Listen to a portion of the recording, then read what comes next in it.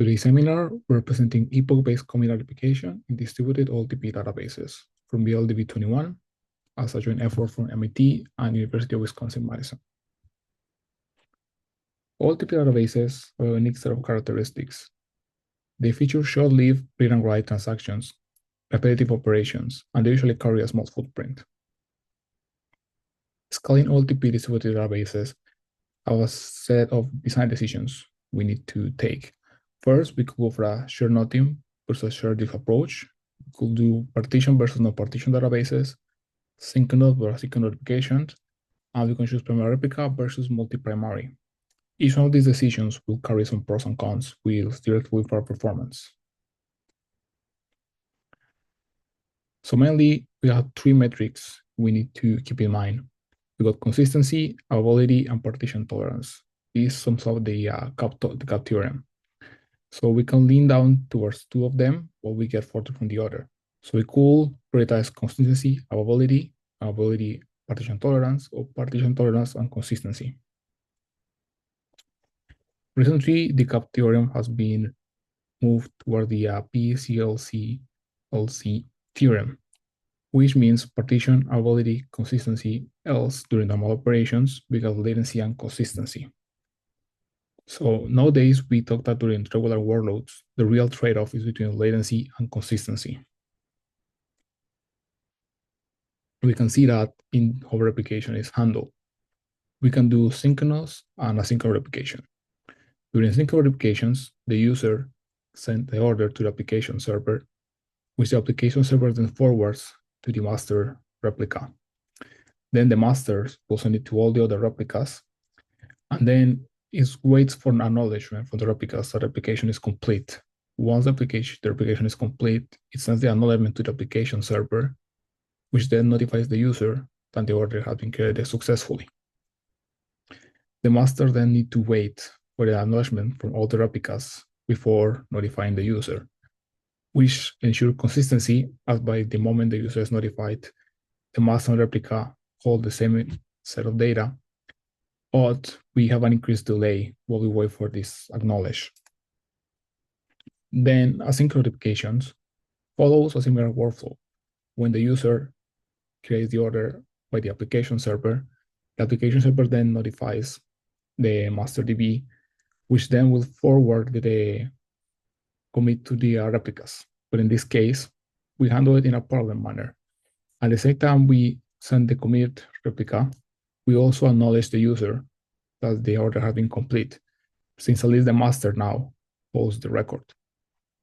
In this way, we don't hold the lock for too long, or we can notify the user as soon as possible about the order, but we prioritize the performance.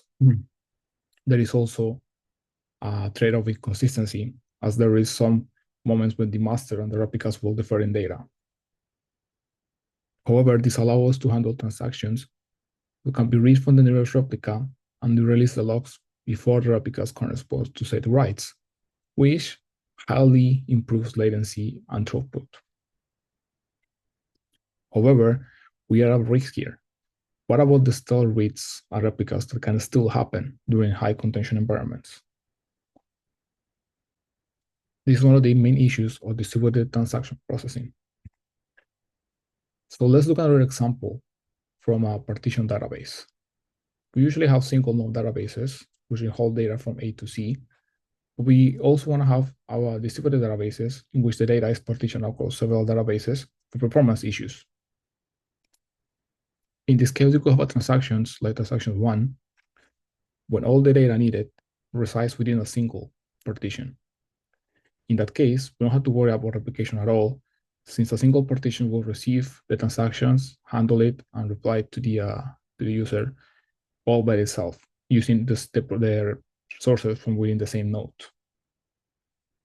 However, in real life, transactions are usually not that simple or straightforward.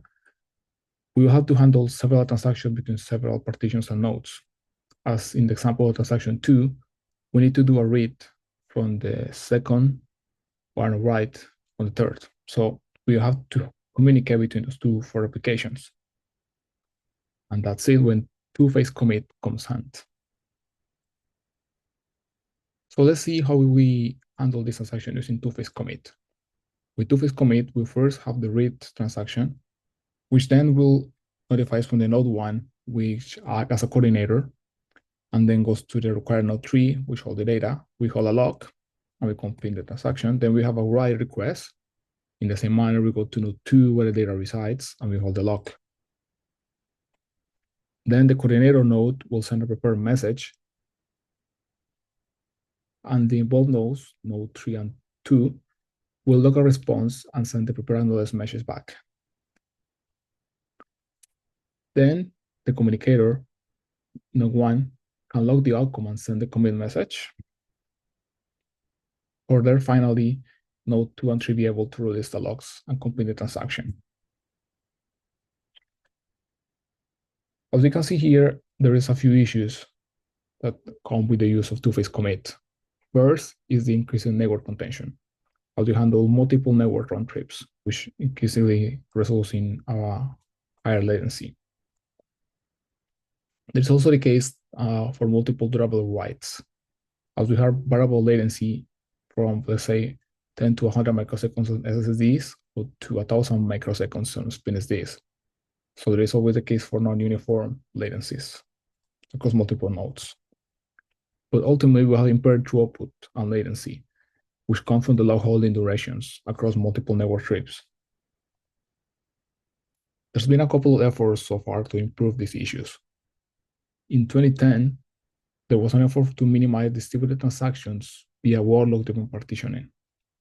However, in practice, there's still a significant amount of distributed transactions alongside on non-negligible runtime overheads, so it's not a perfect solution.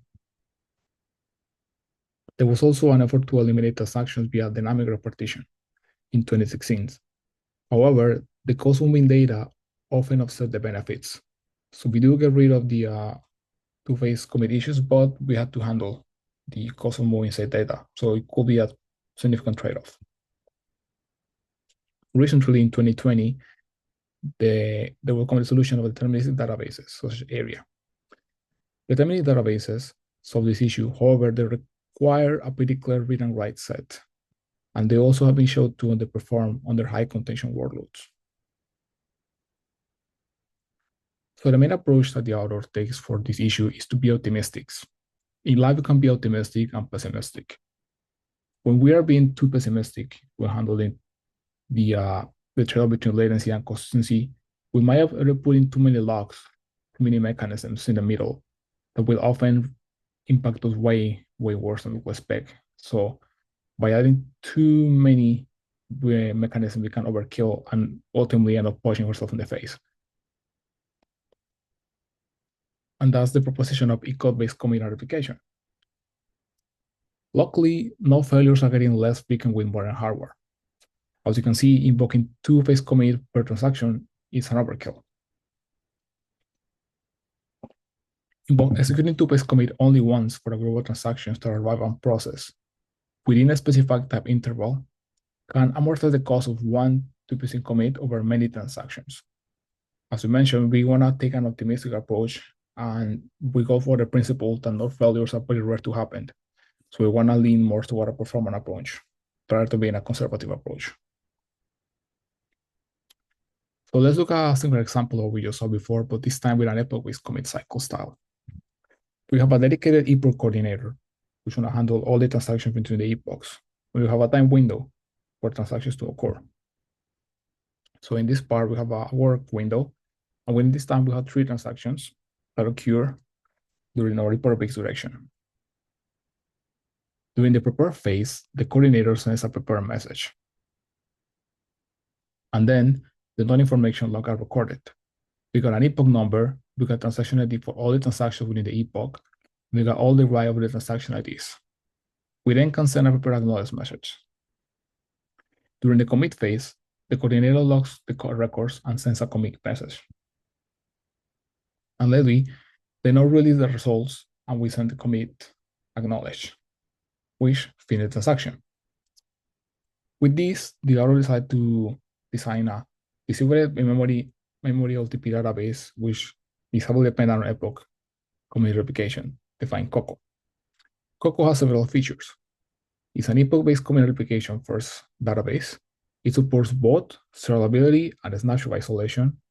It has two variants of optimistic concurrency control. It offers replication protocol agnostics, so we can handle different replication protocols, and ultimately guarantees atomicity and durability. COCO features two phases. During the first one, the prepare phase, the database reads the records and maintains local copies of it in its read set.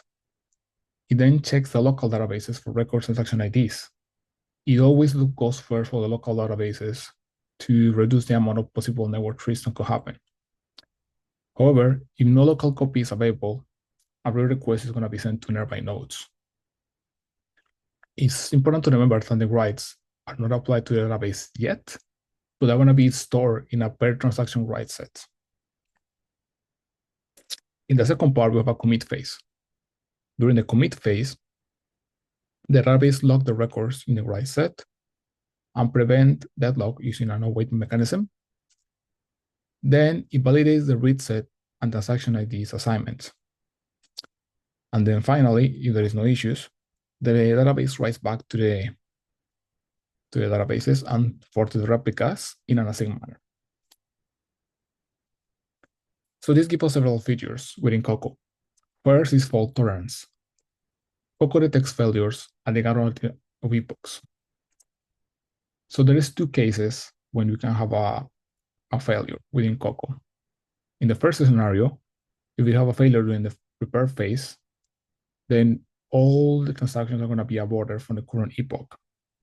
Then, after recovery, the participant node will roll back and prepare the writes. So there is a percentage of work that is going to be lost for all the already processed and without unerror transactions. However, if you have failure during the commit phase, then the transactions for the current epoch are going to be considered committed even though the failure occurred.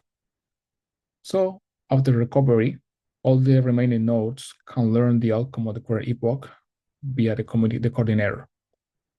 So in this way, we don't have to worry about potential failures once we go through the prepare phase. So we could potentially offset a lot of the failure times.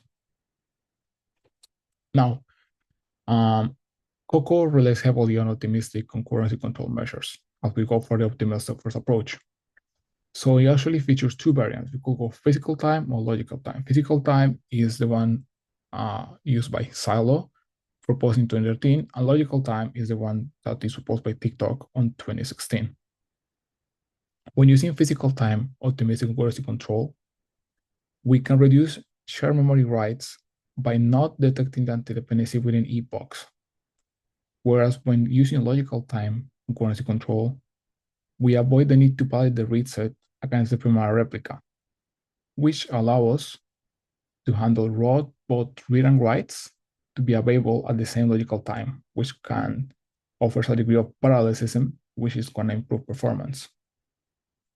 As you can see, for the transaction ID within the epochs, we are given a sequence number in physical time, basically an incremental number. But in logical time, we use a write timestamp and a read timestamp, which are our computed commit timestamps. So we perform, as mentioned in the title, optimistic time traveling, which allows us to handle both the read and the set, and also a lot of the transactions that will normally awarded in the physical time protocol are going to be accepted. However, there's a issue when the logical order can still be different from the physical time order. So it's something to keep in mind.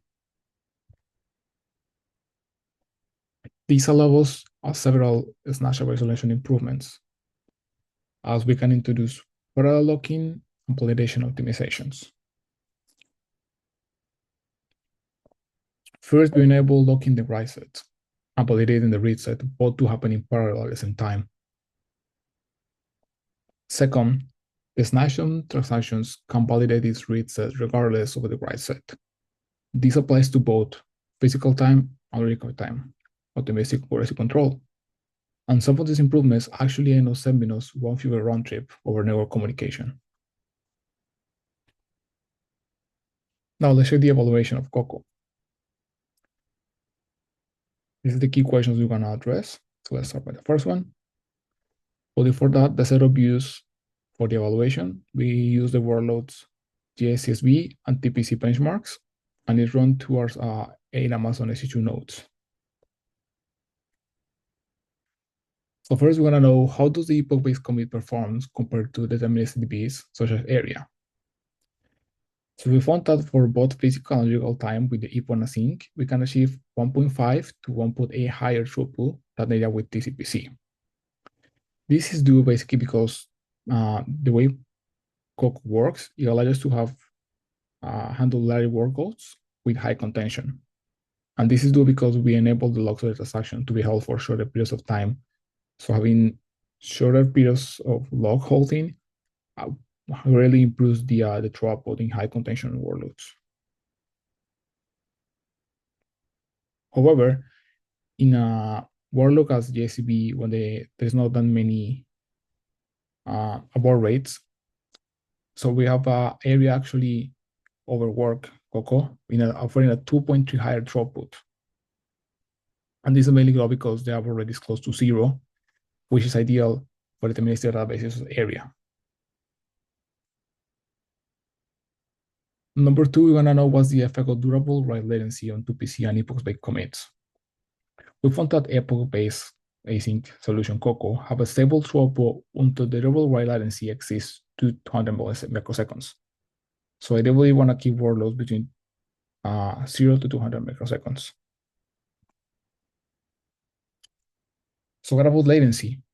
When using 2PC sync solutions, we notice a notable latency increase when the latency goes higher than 200 microseconds. So after 200 microseconds, latency tends to increase really high, which doesn't quite happen in the epoch async solutions when the latency maintains a steady rate, offering a more stable performance. Number 3, we wanted to know how much performance gain of natural isolations over serviceability. So for both physical and real time, there shows to be a 20% higher throughput when running as natural isolations and compared to running serial reliability. Now, how much the network latency affect on each distributed concurrency control algorithm? So the throughput for both the epoch async is about 4 times higher than S2PL and 2psync.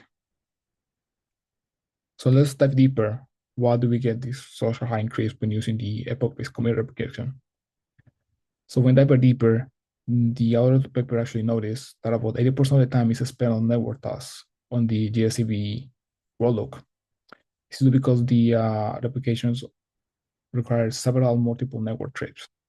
So by substantially cutting the time on network trips by handling transactions with epochs, we can highly reduce the amount of time spent on network and spend a lot more time in the useful work.